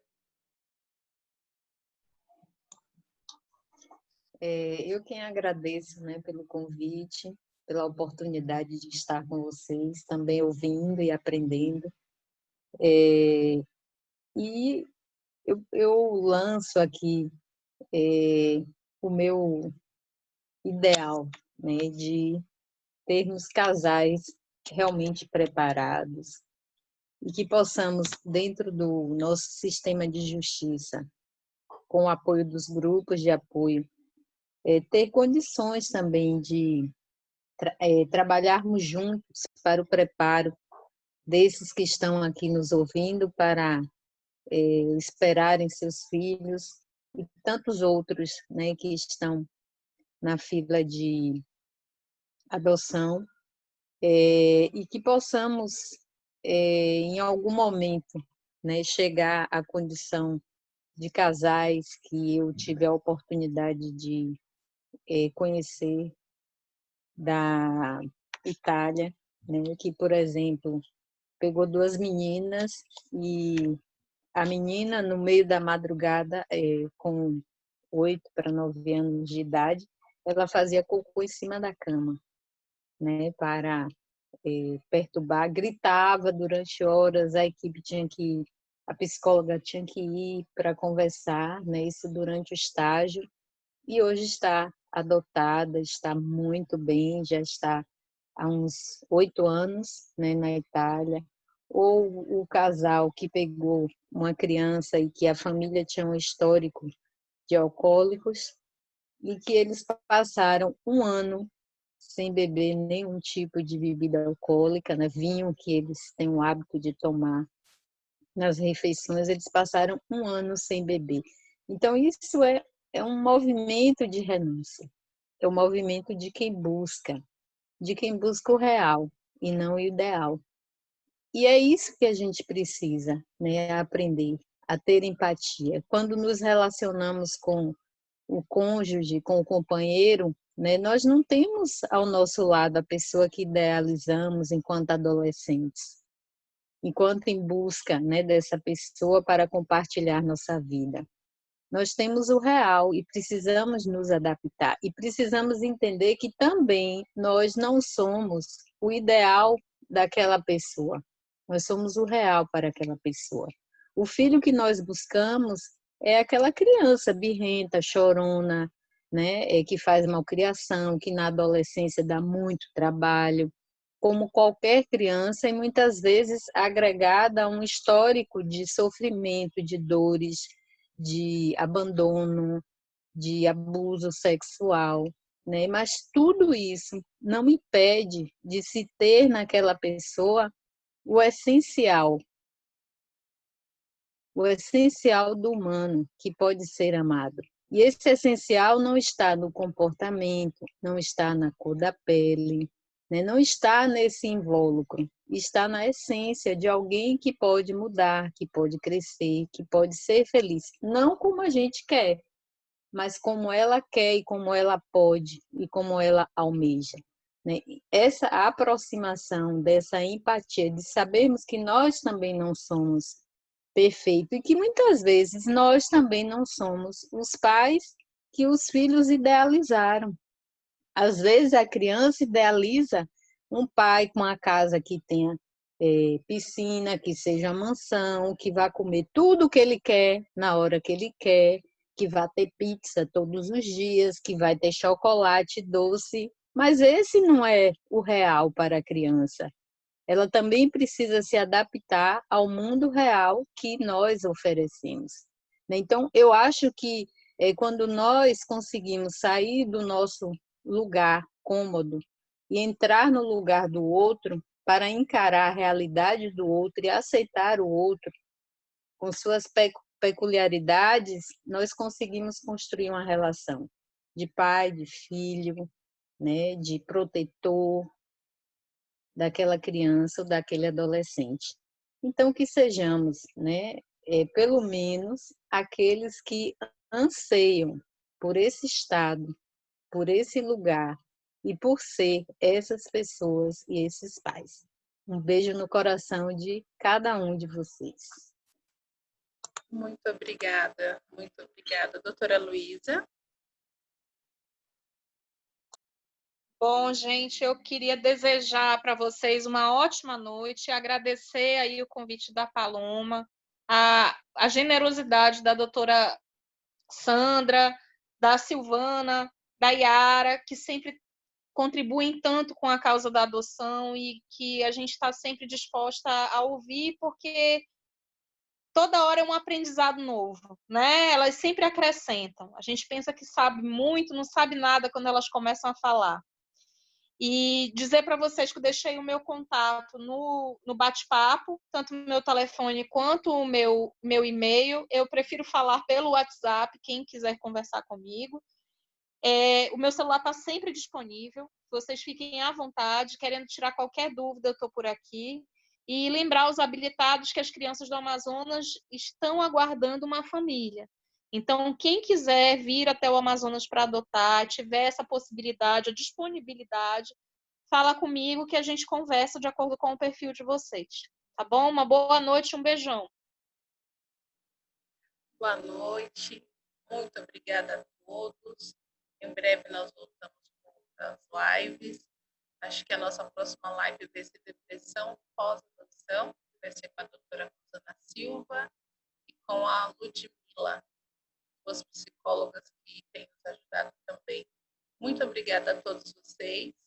Também deixei meu contato, fiquem à vontade, pode me chamar a qualquer momento. E muito obrigada novamente. E tenham todos uma boa noite. E vidas humanas importam, né? Todas as vidas, independente da cor de pele, todos nós importamos. Eu quero pedir para todo mundo abrir o vídeo e para a gente deixar uma salva de palmas para as nossas vidas humanas que importam.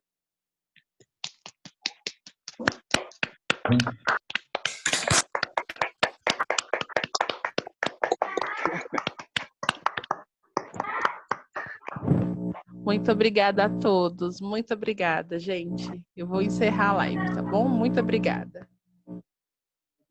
Boa noite. Boa noite. Boa noite. Boa